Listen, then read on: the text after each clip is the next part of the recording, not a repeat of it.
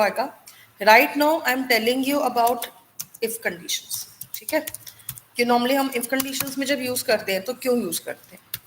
So when we need to return a value based on a certain condition, मतलब condition पे depend करेगा कि कौन सी वैल्यू रिटर्न करनी है. Okay, then we use return statement in if condition. अगर आप इसको लूप में यूज करते हो तो लूप में यूज करने का, वैसे मैं मतलब बोलूंगी नहीं कि जरूरी है आप इसको यूज करो, जरूरत के अकॉर्डिंग डिपेंड करेगा.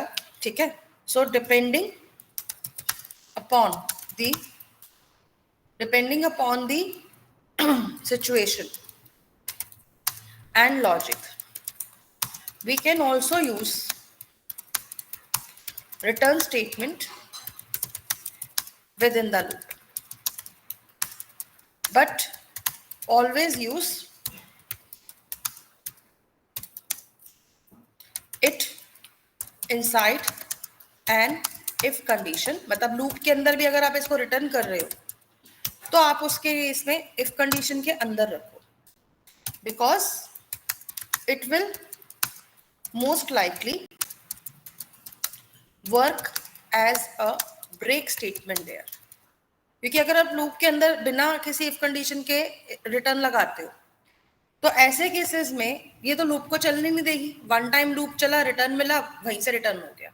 ठीक है, तो इसीलिए इसको हमेशा अगर लूप में भी लगा रहे हो तो इफ के अंदर लगाओ कि पर्टिकुलर सिचुएशन में मुझे रिटर्न कराना, because it in that case it will be working as a break statement and return statement.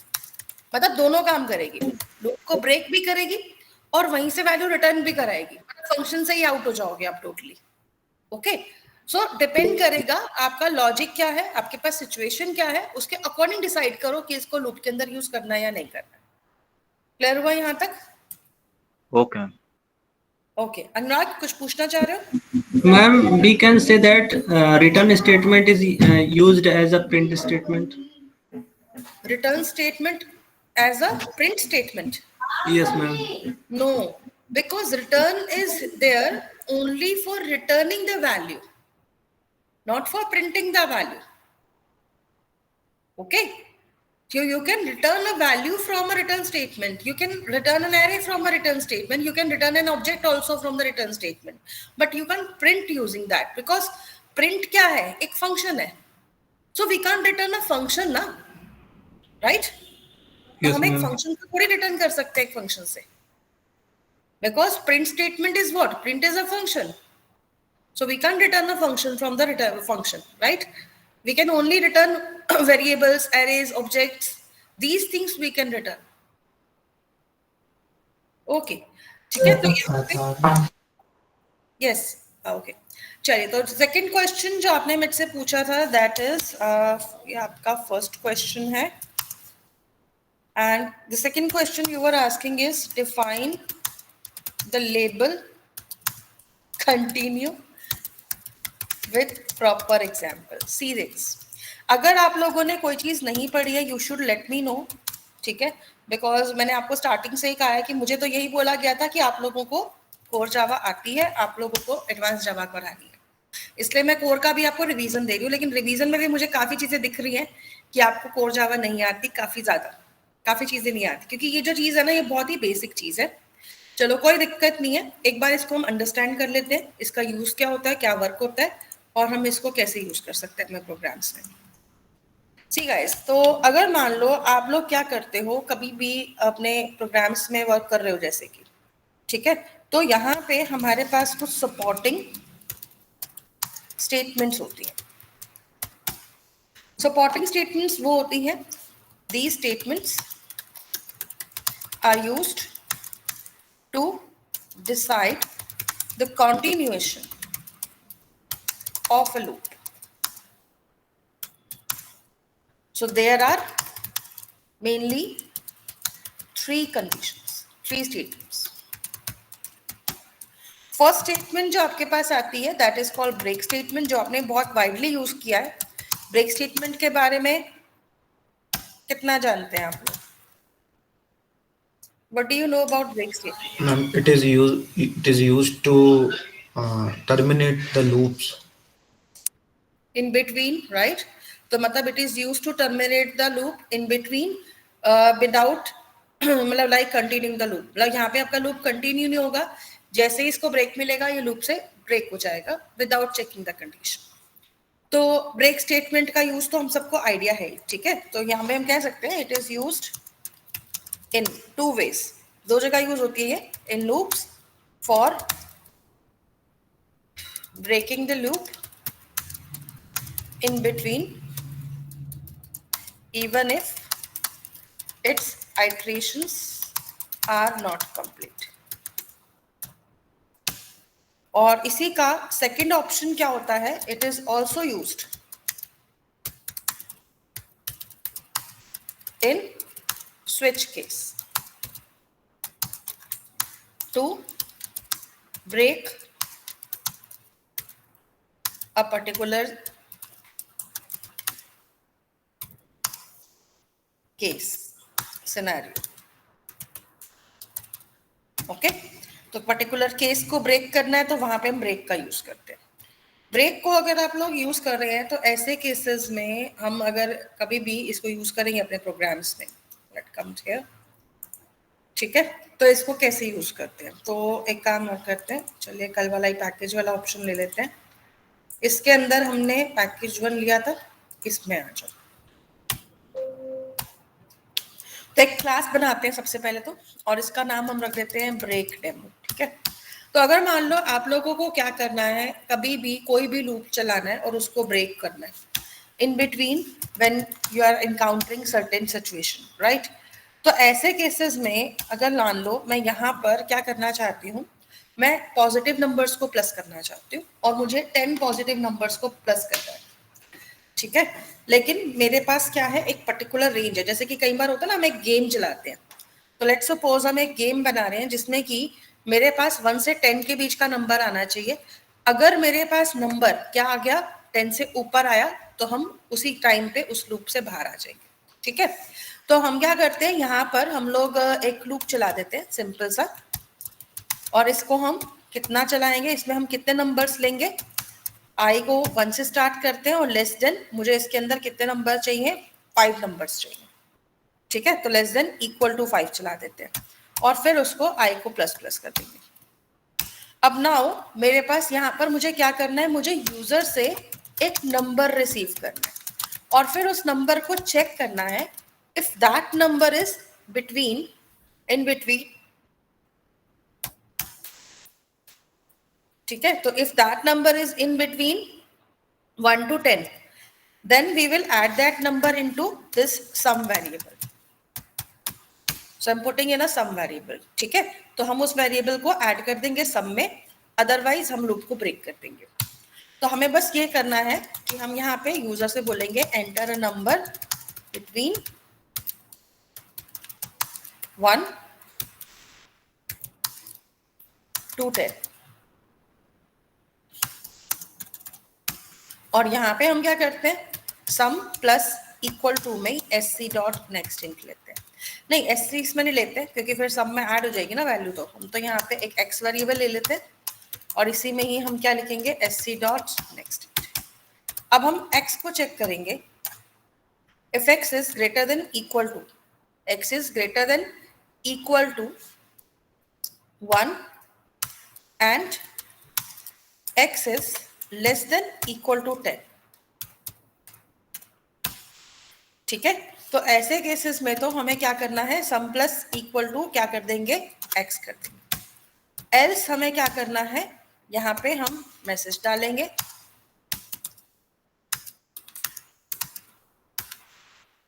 ठीक है? और यहीं से लूप को क्या कर देंगे, ब्रेक कर देंगे. तो अभी क्या है, हमने एक छोटा सा प्रोग्राम बना दिया जिसमें हमें 1 से 10 का बीच का ही नंबर चाहिए. अगर यूजर गलती से कोई भी नंबर इससे बड़ा या छोटा देगा तो हम एल्स में जाएंगे और लूप को ब्रेक कर देंगे. So this is the working of break condition. Okay, तो अगर मान लो हम लूप को रन करते हैं, अभी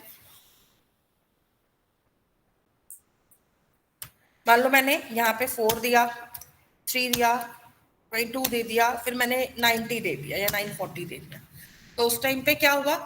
अभी तो देखो इसने सिर्फ 4 ही वैल्यूज ली थी, 5th वैल्यू उसने नहीं ली, मैसेज प्रिंट करा दिया और लूप से बाहर आके टर्मिनेट हो गया। ओके, तो इस तरीके से आपके पास वैल्यू आ जाएगी।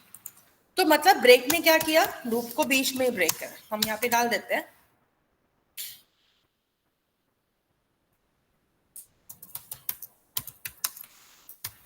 फाइन। तो इस तरीके से हम मैसेज डाल देंगे। तो मतलब अगर यूजर वैल्यू ठीक देता रहा तो ठीक है। अब जैसे इसमें थर्ड के बाद ही उसने क्या किया? You lost the game, game over. तो इस तरीके से क्या हो जाएगा? ये लूप से टर्मिनेट होके बाहर आ जाएगा। व्हाई? बिकॉज हमने एक पर्टिकुलर कंडीशन सेट लगा दिया कि अगर वैल्यू इसके बीच में है तो ही प्लस होगा, अदरवाइज हम उसको ब्रेक करा देंगे। ठीक है, तो this is the working of break. अब देखो, अगर आप लोग कभी भी ब्रेक का यूज करते हो, मान लो मैं इसी प्रोग्राम को सेव एज कर देती हूँ, ब्रेक डेमो 1 कर देते हैं इसको।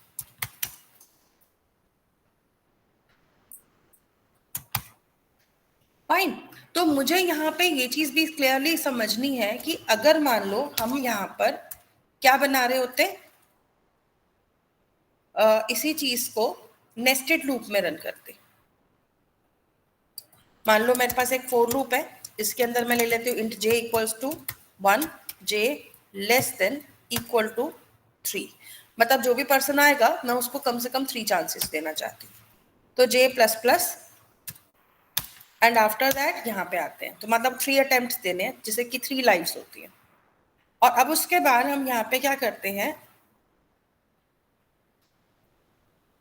अपना पहले वाला कोड डाल देते हैं और यहाँ पे हम एक मैसेज भी डाल देंगे, फर्स्ट अटेम्प्ट।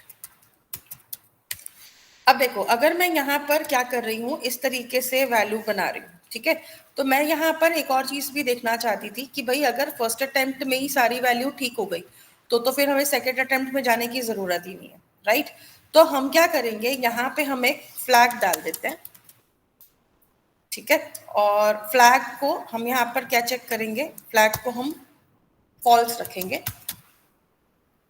इसको हम बूलियन बनाते हैं, ठीक है। तो फ्लैग को फॉल्स रखेंगे, लेकिन कब तक फॉल्स रखेंगे? जब तक सम हो रहा है। अगर ये लूप अनएक्सपेक्टेडली ब्रेक हुआ तो ऐसे केसेस में यहाँ पे हम फ्लैग को क्या कर देंगे, ट्रू कर देंगे। अब हमें बस ये देखना है इस अंदर वाले लूप से बाहर आने के बाद कि भाई अगर इफ क्या है, फ्लैग की वैल्यू नॉट है, मतलब फॉल्स है, तो ऐसे केसेस में तो क्या करना है, मतलब जैसे कि सेकेंड अटेम्प्ट का ऑप्शन देना है। अगर फ्लैग की वैल्यू क्या है, सॉरी माय मिस्टेक, अगर फ्लैग की वैल्यू ट्रू है तो उसको क्या करना है, दोबारा चांस देना है। अगर फ्लैग की वैल्यू फॉल्स है, मतलब पहले लूप में ही काम हो गया, तो ऐसे केसेस में हम लूप को यहाँ से भी ब्रेक करा देंगे। मतलब मैंने दो जगह ब्रेक लगाया। अब देखो ये कंडीशन कैसे काम करेगी। फ्लैग फॉल्स है पहले बाय डिफॉल्ट, लूप के अंदर आएगा, जे की वैल्यू लेगा, ठीक है। अब मैं इस प्रोग्राम को एक बार थोड़ा सा रन भी करती हूँ, साथ साथ एक्सप्लेन भी करती हूँ। तो देखो अभी हमने क्या किया, यहाँ पे जब हमने फ्लैग की वैल्यू को सेट किया,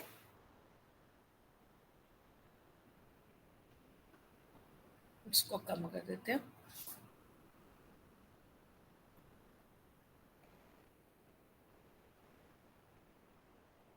तो देखो अभी यहाँ पे हमने नंबर्स डालने स्टार्ट किए 45। अब जैसे ही मैंने 45 दिया तो उसने क्या किया, you lost the game. First attempt में थे हम, ठीक है। अच्छा, हमें यहाँ पे ना अटेम्प्ट का नंबर डालना है, फर्स्ट नहीं लिखना है। तो यहाँ पे देखो इसने क्या किया, दोबारा से नंबर पूछ रहा है। क्यों? क्योंकि अगर मैंने गलत वैल्यू दिया तो उस केस में ये मुझे सेकेंड अटेम्प्ट दे देगा। इस चीज को और अच्छे से समझने के लिए ना हम क्या करते हैं, थोड़ा सा अपने मैसेजिंग को बेटर कर देते हैं यहाँ पे। तो मैं यहाँ पे क्या करती हूँ, अटेम्प्ट को प्रिंट करा देती हूँ कि भाई अटेम्प्ट नंबर कौन सा है। तो अटेम्प्ट नंबर में यहाँ पे हम क्या करते हैं, बीच में क्या लगा देते हैं, जे लगा देते हैं, ठीक है। तो देखो अब मैं अगर प्रोग्राम रन करती हूँ तो ये मेरा अटेम्प्ट नंबर 1 है और इसमें ये मुझसे वैल्यू ले रहा है। अगर मैंने जैसे 3 दिया, 4 दिया और फिर मैंने 12 दे दिया, तो उसने क्या कहा, you lost the game, attempt number 2, मतलब दोबारा से ट्राई करो। 45 पहले ही दे दिया मैंने, तो फिर again you lost the game, attempt number 3। उसके बाद अगर मान लो मैंने वैल्यू सही दी सारी की सारी, तो ये गेम ओवर हटा देंगे अभी वहां से हम, ठीक है। तो ऐसे केसेस में क्या रहा, पांचों वैल्यूज ले ली और सम भी कर दिया, तो ऐसे में आपके पास वैल्यू आ गई। लेकिन अगर मान लो हम इस बार भी गलत वैल्यू देते, तो ये क्या करता है, यहाँ पे फ्लैग में चेक करता रहता है। फ्लैग में क्या चेक कर रहा है कि फ्लैग की वैल्यू अगर फॉल्स है तो ब्रेक करना है। तो अगर मान लो यहाँ पे फ्लैग की वैल्यू ट्रू हो गई तो ये ब्रेक नहीं करेगा, ये दोबारा से लूप में आएगा। जैसे कि देखो, अगर मान लो हमने इसको फर्स्ट अटेम्प्ट में ही सही कर दिया होता, तो उसके बाद ही इसने गेम ओवर कर दी। क्यों? क्योंकि वो दोबारा गया ही नहीं ना, क्योंकि फ्लैग की वैल्यू तो क्या रही, फॉल्स की फॉल्स रही। तो इस वजह से ये इस तरह से आएगा। तो अब यहाँ पे हम एक और काम करते हैं, चलो। तो अगर फ्लैग की वैल्यू क्या है, यहाँ पर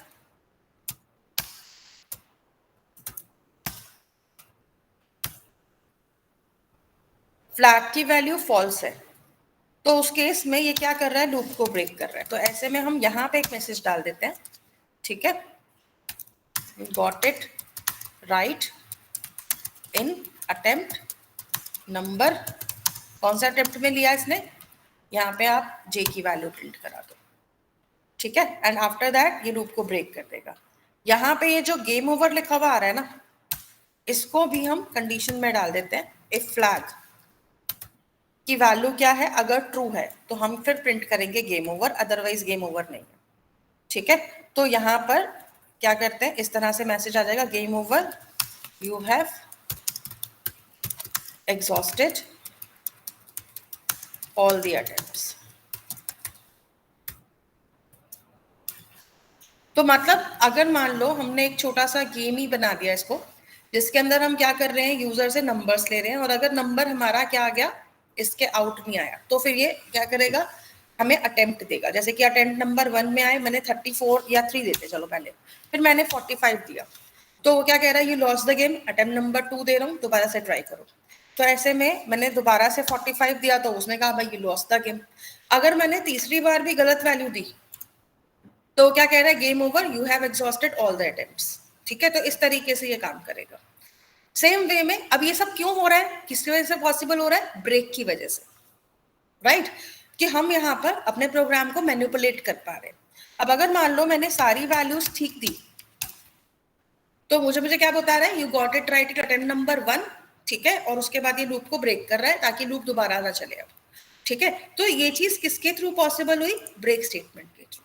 तो नेस्टेड का जो ब्रेक होता है ना, वो क्या करता है, अगर आप नेस्टेड लूप यूज करोगे तो वो उस लूप को ब्रेक करेगा जिसके अंदर वो यूज हो रहा है। मतलब अगर अंदर वाले लूप में हो रहा है तो वो इनर लूप को ही ब्रेक करेगा, वो आउटर लूप को ब्रेक नहीं करेगा, ओके। क्योंकि यहाँ पे हमने देखा ना कि जैसे ही उसकी लॉस्ट हुई गेम, तो उसने क्या किया, यहाँ पे ब्रेक लगाया, बट उसने आउटर को ब्रेक नहीं किया, सिर्फ इनर को ब्रेक किया।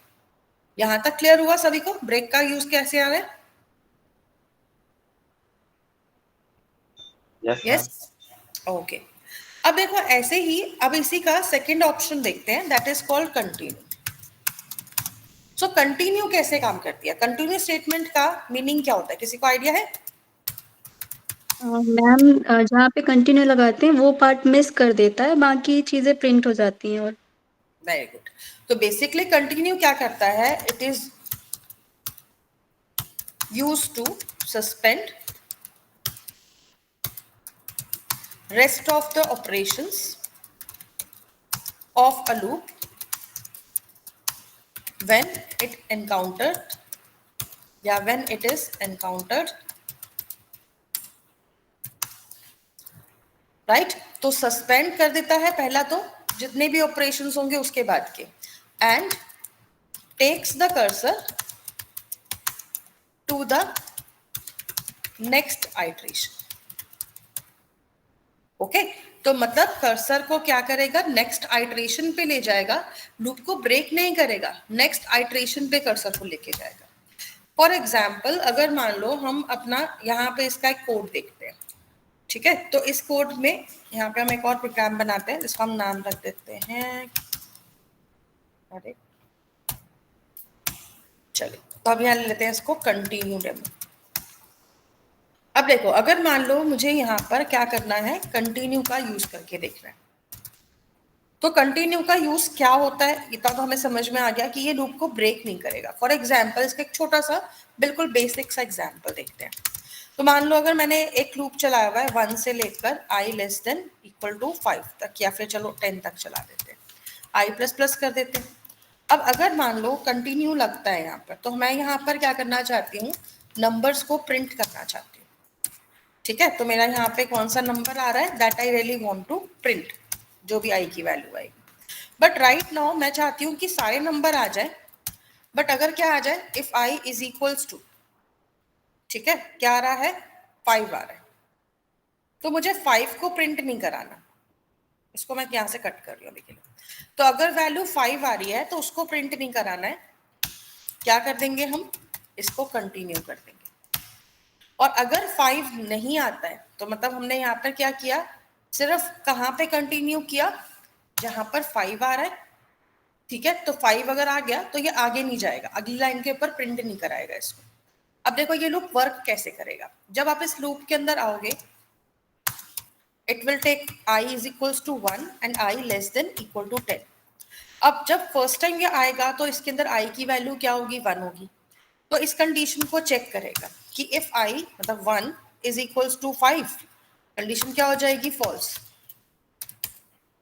तो ये यहाँ पर आ जाएगा अगली स्टेटमेंट पे, और यहाँ पे आके क्या प्रिंट करेगा स्क्रीन पे, 1।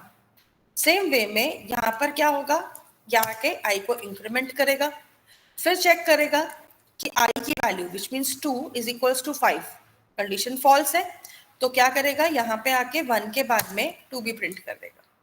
सेम वे में जब 3 आएगा या फिर 4 आएगा, दोनों ही केसेस में कंडीशन क्या होती रहेगी, फॉल्स होती रहेगी। तो यहाँ पर ये 3 और फिर 4 को भी प्रिंट करा देगा बारी बारी से। अब देखो जब यहाँ पर वैल्यू क्या आएगी, कंडीशन में इंक्रीमेंट होके 5 आएगी, तो 5 के केस में जब ये यहाँ चेक करेगा वैल्यू को I की, कि 5 इज इक्वल्स टू 5 हो जाएगी वैल्यू, तो कंडीशन क्या हो गई उस केस में, ट्रू हो गई। कंडीशन ट्रू होने की वजह से ये कंटिन्यू कर देगा, और कंटिन्यू होने की वजह से ये नेक्स्ट स्टेटमेंट पे नहीं जाएगा, ये यहीं से डायरेक्ट जंप करके कहाँ चला जाएगा, यहाँ आ जाएगा। ठीक है, और वैल्यू को क्या करेगा, इंक्रीमेंट कर देगा, और वैल्यू आ जाएगी 6 के आते ही फिर ये फिर से वही काम करेगा, 6 को चेक करेगा 5 के साथ में, which is all false right now. ठीक है, तो ऐसे में यहाँ पर अब 4 के बाद 5 नहीं आया, क्या आ गया, 6 आ गया। ऐसे ही 7, 8, 9, 10 सभी प्रिंट हो जाएंगे, बट बीच में 5 मिस हो गया। समझ में आया कंटिन्यू क्या करता है? Yes, ma'am. Okay ma'am but I ask for label continue. Label continue भी कराती हूँ, एक 1 बाय 1 चलते हैं। ठीक है, तो कंटिन्यू बेसिकली इसी तरीके से काम करता है। अगर आप इसको नेस्टेड लूप में यूज करते हो तो नेस्टेड लूप में क्या रहेगा कि ये इनर मोस्ट लूप, मतलब जहां पर भी ये यूज हो रहा है उसी लूप को कंटिन्यू करेगा, बाहर वालों पे इसका कोई इफेक्ट नहीं आएगा। अब ऐसे ही थर्ड ऑप्शन जो हमारी आती है ना, दैट इज कॉल्ड लेबल। तो लेबल कैसे काम करता है ये देखते हैं। देखो लेबल क्या है, basically this statement is similar to putting a bookmark in our code where our program cursor can jump to when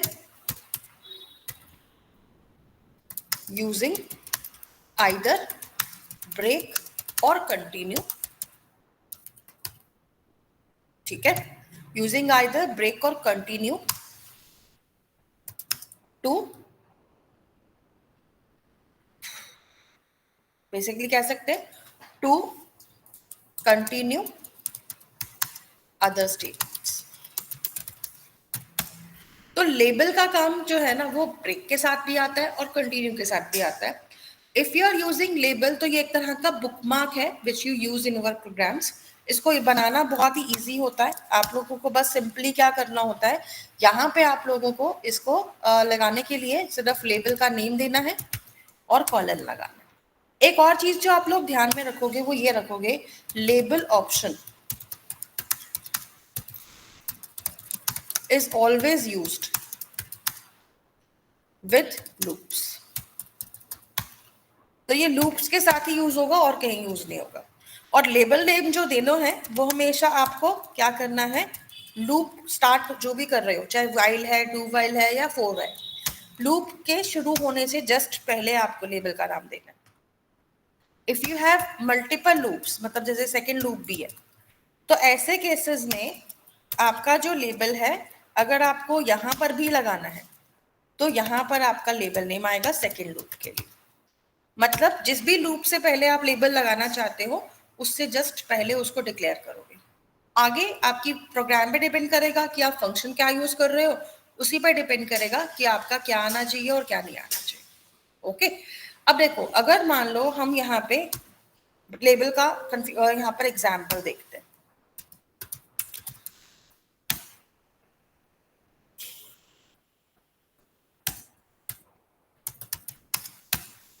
ठीक है, तो अगर मान लो हम यहाँ पे क्या करते हैं, लेबल का एग्जाम्पल देखते हैं, तो मुझे लेबल का यूज दिया, लेकिन इसका जो सबसे बेहतर यूज दिखेगा ना वो आपको हमेशा नेस्टेड लूप्स के साथ ही दिखेगा। तो ऐसे में हम यहाँ पे एक लूप चला लेते हैं, ठीक है, और लूप के अकॉर्डिंगली हम यहाँ पे वर्किंग करेंगे अपने प्रोग्राम की। फॉर एग्जाम्पल हम यहाँ पे एक सम वेरिएबल लेते हैं सबसे पहले, ओके। और जैसे अभी हम क्या कर रहे थे कि यूजर से कुछ वैल्यूज को इनपुट करा रहे थे और उसको चेक कर रहे थे, मैं वैसा ही एक एग्जाम्पल ले रही हूँ। यहाँ पे हम लेंगे कि अगर यूजर ने 5 का मल्टीपल डाला तो मुझे लूप को ब्रेक करना है, ओके। और अगर 5 का मल्टीपल नहीं आता है तो मुझे लूप को क्या करना है, कंटिन्यू रखना है। और यहाँ पे हम चलो सम नहीं लेते, इसके अंदर मैं सम प्रोडक्ट कर देती हूँ, ठीक है। तो ये मुझे सम ऑफ प्रोडक्ट्स लेना है। तो मैं यहाँ पर एक लूप चला रही हूँ कि मुझे यहाँ पर कितनी वैल्यू चाहिए, 5।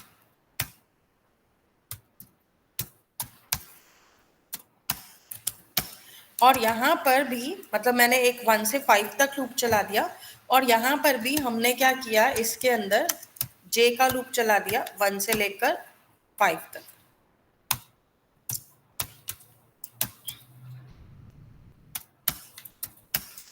तो मैं यहाँ पर लेबल बना देती हूँ, जैसे कि मैंने AA नाम का एक लेबल बनाया, किससे पहले, फर्स्ट फोर लूप से पहले, ठीक है। और इसके बाद मैं यहाँ पर अंदर वाले के लिए नहीं लगाऊंगी क्योंकि अभी मेरे सिर्फ 2 ही लूप है, 3 होते तो फिर मैं यहाँ पे लगा देती, या तो चलो 3 भी ले ही लेते हैं, लेट्स सी, क्योंकि इसका फिर एग्जाम्पल और बेटर समझ में आएगा आपको। तो इसको मैं k <= 5 अगेन चला देती हूँ और फिर k को प्लस प्लस भी कर देते हैं। अब देखो मैंने हर लूप के बाहर, मतलब जो आउटर के 2 लूप्स हैं उनके बाहर मैंने 2 लेबल बना दिए। अब ऐसे में हमें बस ये करना है कि हम जब यूजर से यहाँ पे वैल्यू लेंगे, वैसे वैल्यूज बहुत ज्यादा होने वाली है, देखो 5 5 = 25, 25 5 = 125 हो जाएगा, तो बेटर है थोड़ा सा इसको कम कर लेते हैं, ठीक है। तो ये 8 वैल्यूज होगा सिर्फ। तो अब यहाँ पर हमें बस क्या करना है, यूजर से वैल्यू लेनी है और जो भी वैल्यू आएगी उसको हम n में सेव कराएंगे। अब हमें करना ये है कि अगर if n is basically modulus 5 कर लो इज इक्वल्स टू अगर 0 आ जाता है, तो ऐसे केसेस में हमें लूप को क्या करना है, यहाँ पे जो मैं एग्जांपल दे रही हूँ ना वो मैं ब्रेक लेबल का दे रही हूँ, ठीक है, ब्रेक के साथ लेबल का। तो यहाँ पे हम लोग क्या करना चाहते हैं कि अगर ये वैल्यू आती है तो हम यहाँ पे ब्रेक करें, और ब्रेक किसको कर दूं, मुझे डायरेक्टली अगर मान लो इस लूप से ही बाहर आना है, मतलब तीनों लूप से बाहर आना है एक साथ में, तो मैं ब्रेक AA लगा दूंगी, तो ये डायरेक्टली लूप से बाहर आ जाएगा। ऐसे ही अगर मान लो मैंने यहाँ पे एक कंडीशन और लगा दी कि अगर n का मॉड्यूलस मैं किससे निकाल रही हूँ, मैं निकाल रही हूँ 3 से, और अगर वैल्यू तो 0 आती है तो ऐसे में ब्रेक कर दो किसको, BB। और एल्स में क्या करना है, मुझे यहाँ पर जो मेरा वेरिएबल है सम प्रोडक्ट, उसी में ही प्लस इक्वल कर देंगे किसको, I × J, I × J × N। मतलब मुझे I की वैल्यू, J की वैल्यू और N को क्या करना है, मल्टीप्लाई करना है और इसमें ऐड कर देना, बस। तो मुझे ये चीज करनी होगी, ठीक है। तो हम N को चेक करेंगे कि N का मॉड्यूलस अगर 5 आ गया तो फिर तो बिल्कुल ही लूप से बाहर आ जाओ, ठीक है। और अगर क्या आया, 3 आया, तो फिर कहाँ पे आना है, अंदर वाले लूप से बाहर आना है, मतलब जो सेकंड वाला लूप था हमारा। तो this is what happens when we are working with labels with break. तो अब देखो अगर मैं इस प्रोग्राम को रन करती हूँ यहाँ से,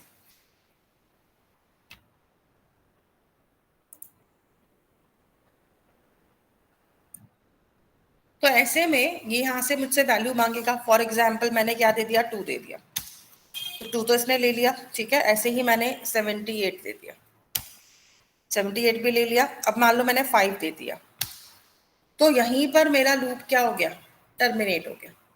क्यों टर्मिनेट हो गया? क्योंकि भाई मैंने यहाँ पर क्या दे दिया था, 5 दे दिया, which is multiple of 5 again. तो ब्रेक किसने को किया इसने, बाहर वाले लूप को, और ये बिल्कुल ही बाहर आ गया, ठीक है। तो ये चीज कहाँ हो रही है, हमारे प्रोग्राम में हो रही थी। अब मान लो हम यहाँ पे सिस आउट कर देते हैं और रिजल्ट को प्रिंट भी करा देते हैं लास्ट में, कि पता चले कि रिजल्ट क्या आया। अब देखो अगर मैंने प्रोग्राम को रन किया फिर से, तो मुझे किससे बचना है, मुझे 5 से बचना है अगर मुझे बाहर वाले को नहीं ब्रेक करना है, और 3 से बचना है अगर अंदर वाले को ब्रेक नहीं करना है, ठीक है। तो यहाँ पे मतलब 3 के मल्टीपल से, तो यहाँ पे अगर मान लो हमने पहले वैल्यू दे दी 2, फिर दे दी हमने 4, और उसके बाद मैंने वैल्यू क्या दे दी, मैंने यहाँ पर दे दी 6।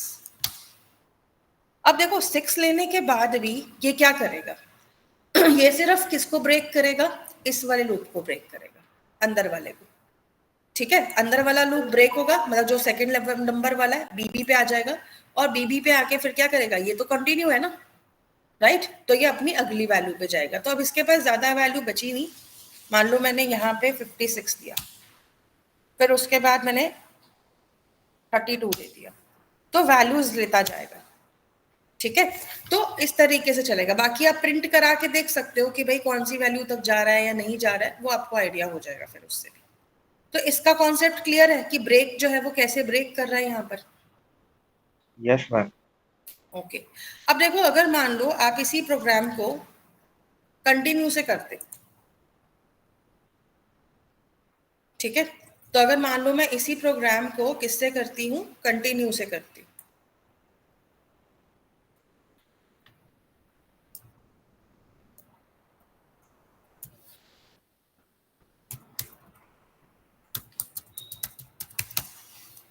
तो क्या डिफरेंस आता है इसमें,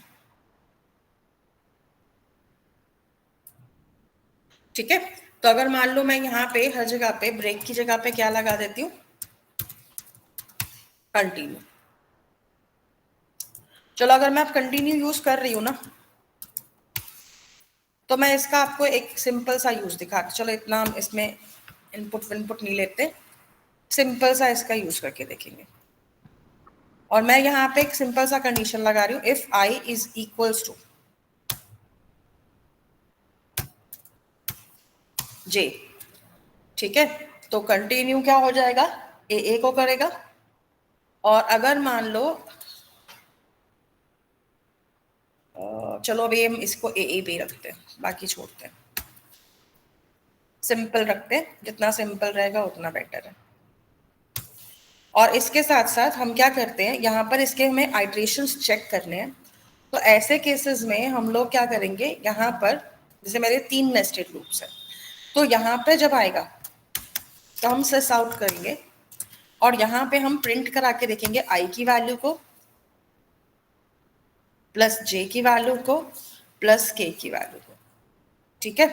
तो इसको हम प्रिंट करके देखेंगे कि क्या वैल्यू जा रही है, ओके। इससे हमें आइडिया हो जाएगा कि लूप कैसे वर्क कर रहा है। तो देखो अगर मैंने यहाँ पे एक सिंपल सा ही कंडीशन लगाया कि अगर i की वैल्यू j के इक्वल है, तो उस केस में क्या करेगा, ये कंटिन्यू कर देगा, बाकी केसेस में ठीक रहेगा। अब अगर मैं इस प्रोग्राम को रन करती हूँ, तो मेरे पास देखो सिर्फ 2 ही लाइनें प्रिंट हुई, जबकि 3 लूप चल रहे थे हमारे। कैसे चली वो ध्यान देते हैं। देखो अब यहाँ पे जब ये फर्स्ट टाइम आया तो इसने i की वैल्यू को 1 रखा था, i को लेस देन इक्वल टू 2 रखा था। इसके बाद जब ये यहाँ आया तो इसने यहाँ पर क्या कंडीशन लगाई, j को 1 पे सेट किया, और j less than equal to क्या रखा, 2 रखा। सेम वे में जब ये यहाँ आया तो इसने k को भी इक्वल्स टू 1 पे सेट किया, और k को लेस देन इक्वल टू 2 तक रन किया। आफ्टर दिस वो यहाँ पर जब फर्स्ट टाइम आया तो उसने i को इक्वल्स टू में चेक किया j के साथ में, जिसमें कि इसको क्या वैल्यू मिली, i की वैल्यू भी 1 मिली और j की वैल्यू भी 1 मिली, जिसकी वजह से ये कंडीशन क्या हो गई, पहली बार में ही ट्रू हो गई। ट्रू होने की वजह से उसने क्या किया, इसको कंटिन्यू कर दिया, मतलब इसके आगे की स्टेटमेंट इग्नोर हो गई और ये सीधा ही कहाँ चला गया, हमने कौन सा लेबल दिया था इसको, ए वाला, तो ये कहाँ चला गया, यहाँ चला गया इस लूप में। और यहाँ जाकर इसने देखा कि आई की वैल्यू तो 1 है, इसको क्या कर दो, 2 कर दो। उसके बाद इसने जे को फिर से रीसेट किया 1 पे, के को फिर से रीसेट किया 1 पे, और अब जब ये यहाँ आया तो इसने आई और जे को कंपेयर किया, और जब आई की वैल्यू देखी तो आई की वैल्यू थी 2 और जे की वैल्यू थी 1, तो कंटिन्यू नहीं हुआ, कंडीशन क्या हो गई, फॉल्स हो गई। तो ये अगली लाइन पे आया यहाँ पर, और इसने अब क्या वैल्यू प्रिंट कराई, आई की वैल्यू 2 प्रिंट कराई, जे की वैल्यू 1 और के की वैल्यू 1, तो इसलिए आपकी ये फर्स्ट लाइन प्रिंट हो गई। ओके, आफ्टर दैट ये क्या करेगा, सेकेंड लाइन में आएगा, मतलब के को इंक्रीमेंट करेगा, क्योंकि के तो अभी चल ही रहा है, कंटिन्यू नहीं हुआ, तो 2 पे आ गया। अब 2 पे आया तो फिर से इसने चेक किया कि आई और जे तो इक्वल है, राइट, क्योंकि आई और जे की वैल्यू तो अभी भी वही की वही है, 2 और 1।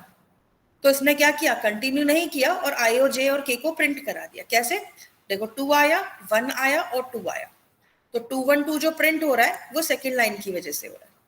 फिर उसके बाद ये जब ऊपर वाले लूप में अगेन गया तो यहाँ पर क्या वैल्यू हो गई, अभी 2 हो गई, राइट, आई की इंक्रीमेंट होकर वैल्यू हो गई 2। फिर यहाँ पर आया तो जे की वैल्यू क्या हो गई, 1 हो गई। आफ्टर दैट इसने के को फिर से 1 पे सेट किया।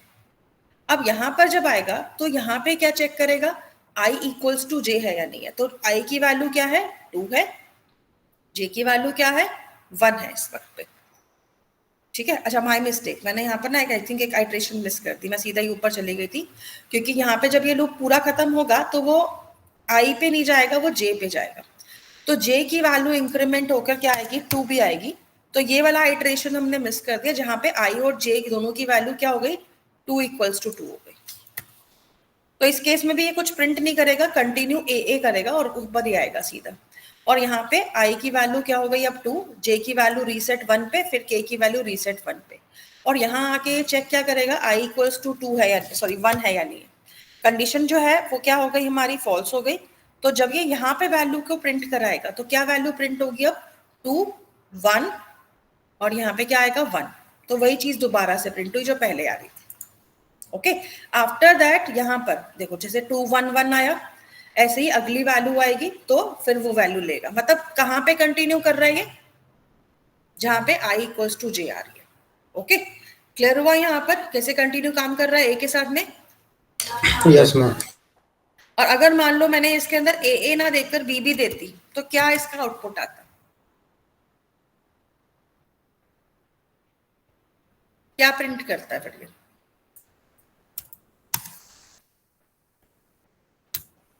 Yes ma'am 1 to 2। देखो पहली बार आएगा 1 1 1 तीनों में, i equals to j condition true है, तो मतलब हमारी जो ये स्टेटमेंट आनी चाहिए थी कौन सी, 1 1 एंड 1, ये प्रिंट नहीं होगी, राइट, क्योंकि तीनों की वैल्यू 1 है। अगले आइट्रेशन में जब आएगा, मतलब ये वाली कंडीशन में क्या हो गया, कंटिन्यू बीबी कर दिया इसने। बीबी को कंटिन्यू करने का मतलब है ये अंदर वाले लूप को कंटिन्यू करेगा, मतलब 1 को इंक्रीमेंट करके, जे वाले 1 को इंक्रीमेंट करके 2 कर देगा और फिर से आएगा और फिर के को फिर से 1 पे ले लेगा, और इस बार जब ये मैच करेगा वैल्यू तो इसके पास क्या आउटपुट है, एक तरह से ये है 1 2 1, तो कंडीशन तो मैच नहीं हो रही, राइट, तो यहाँ जाएगा और क्या प्रिंट करेगा 1 2 1, तो मतलब अगले में 1 2 1 सबसे पहली स्टेटमेंट है जो प्रिंट होगी आपकी, सी। फिर तीसरे बार में आएगा, जे को अभी क्या करेगा, यहाँ पर क्योंकि वैल्यू प्रिंट हो गई तो के वाले को दोबारा से आएगा, इंक्रीमेंट करेगा और 2 ले लेगा, और इस बार पे इसको आई की वैल्यू क्या मिली 1, जे की वैल्यू क्या मिली 2 और के की वैल्यू क्या मिली 2, तो 122 हो गया। तो कंडीशन तो फॉल्स है क्योंकि ये पहली दो वैल्यू को मैच कर रहा है इन दोनों को, तो ऐसे में यहाँ पे क्या करेगा, फिर से इनको प्रिंट कराएगा तो 122 प्रिंट हो जाएगा। आफ्टर दैट के का लूप खत्म हो जाएगा, जे पे जाएगा, जे का लूप खत्म हो जाएगा, फिर आई पे वापस जाएगा, आई को इंक्रीमेंट करेगा और 2 पे आएगा, एंड आफ्टर दिस यहाँ पे आके जे को रीसेट करेगा 1 पे, के को रीसेट करेगा 1 पे, इसका मतलब इस वक्त पे आई की वैल्यू 2, जे की 1 और के की 1, ये वैल्यू है। अब ऐसे में भी आई और जे मैच नहीं हो रहा तो आई जे जो है मतलब सारी वैल्यू प्रिंट हो जाएगी, मतलब 2 1 1 प्रिंट हो जाएगा। आफ्टर दिस इसी लूप को कंटिन्यू करेगा, के वाले को, के की वैल्यू इंक्रीमेंट होगी सबसे पहले 2 पे, तो अभी हमारे पास क्या वैल्यू आ गई 212। मतलब ये क्या कर रहा है लूप को जब ब्रेक कर रहा है तो कौन से वाले को कंटिन्यू कर रहा है, जे वाले को। ओके, तो इसी तरीके से काम करेगा ये। समझ में आया कंटिन्यू कैसे वर्क करता है लेबल के साथ में?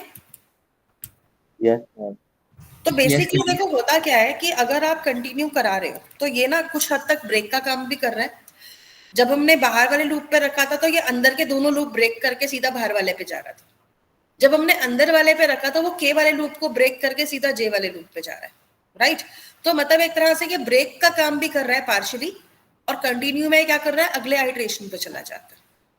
समझ में आ गया लेबल कैसे करके करेंगे काम इसमें? यस ओके गुड, ठीक है। तो आपका ये वाला हो गया ऑप्शन।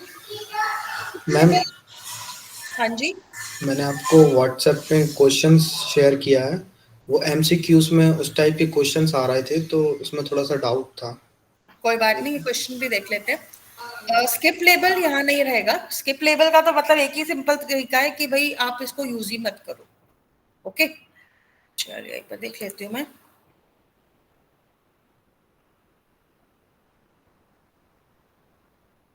ये वाला क्वेश्चन है। यस मैम, दोनों है, वो लेंथ वाला भी है कि वो लेंथ कैसे प्रिंट कर रहा है। ओके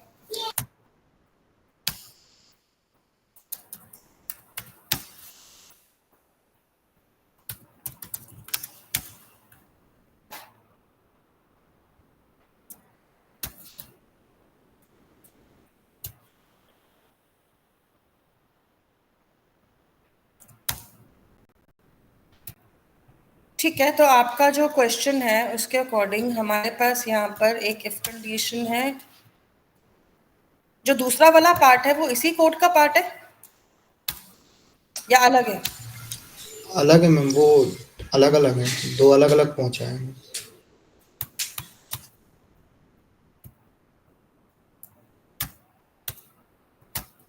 ठीक है, अब देखो यहाँ पे अगर आपके सामने ये कोड आ रहा है तो वो क्या बोल रहा है, arcs dot length. Arcs dot length किसके लिए आता है? आर्क्स क्या है यहाँ पर, ये आपका ये वाला एरे है जो कि कमांड लाइन से वैल्यू को लेता है। अगर आप कभी भी यहाँ पे काम कर रहे हो जावा में और आर्क्स की अगर लेंथ ग्रेटर देन 0 है तो फर्स्ट आर्ग्यूमेंट को ये प्रिंट कराएगा यहाँ पर, ठीक है, जो कि आर्क्स के 0 इंडेक्स पे प्रिंट होगा, सेव होगा। और अगर आर्क्स की लेंथ 0 नहीं है तो ऐसे में यहाँ पर है, आर्क्स क्या है, एक एरे तो है।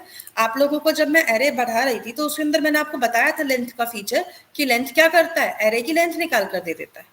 ओके, अभी देखो अगर मान लो मैं इस प्रोग्राम को सिंपली रन करती हूँ तो ऐसे में यहाँ पर क्या मैसेज आ रहा है, नो आर्ग्यूमेंट प्रोवाइडेड। क्यों?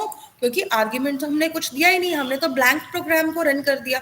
ऐसे में अगर मान लो आपको क्या करना है, इसको जैसे आप लोग करते थे ना टर्मिनल पे जाके या फिर कमांड प्रॉम्प्ट पे जाके रन करते थे, तो ऐसे में अगर आप क्या करना चाहते हो, इसको यहाँ पे रन करना चाहते हो, ठीक है, तो इसके लिए आपको यहाँ पर भी टर्मिनल का ऑप्शन मिल जाता है जिसको आप यूज कर सकते हो।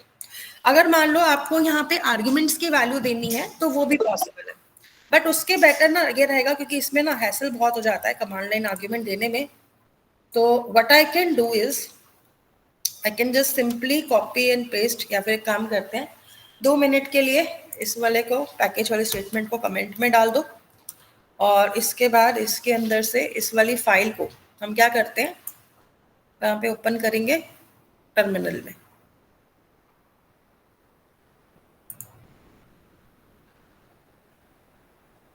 ठीक है,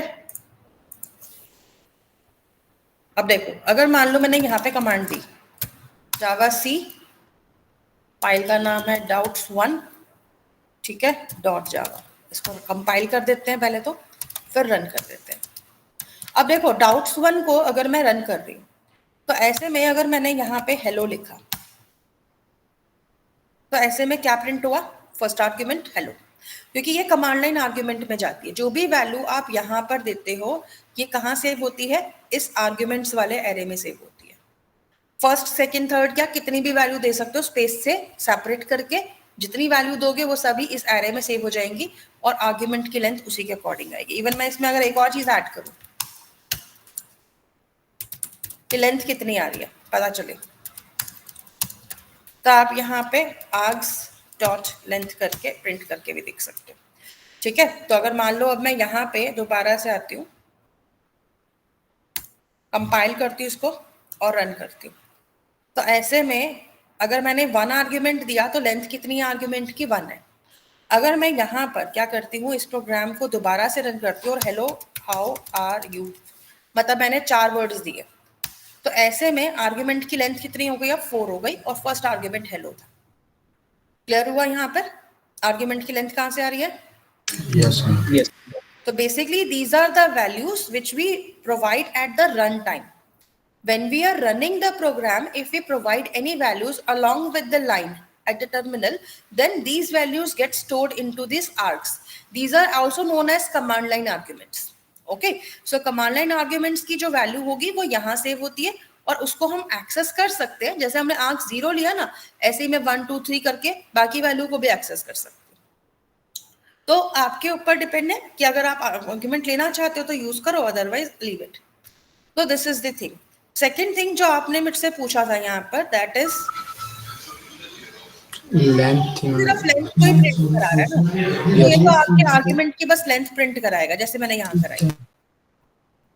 ओके, मतलब अगर आपने कोई वैल्यू प्रोवाइड किया तो ठीक है, वैल्यू की लेंथ आ जाएगी। अगर मैंने सिंपल प्रोग्राम रन किया,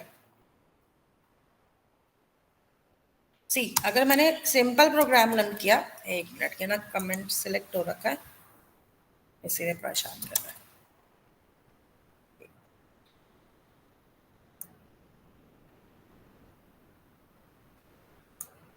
नो इट्स बेटर, इसे क्लोज कर देते हैं। ठीक है, तो अगर मान लो मैंने सिंपल प्रोग्राम रन किया तो क्या दिखा रहा है, नो आर्ग्यूमेंट प्रोवाइडेड। और ऐसे में अगर मैं लेंथ को भी प्रिंट करा देती ना, यहाँ पर मान लो यही वाली लाइन कॉपी पेस्ट करके यहाँ पे भी ले आती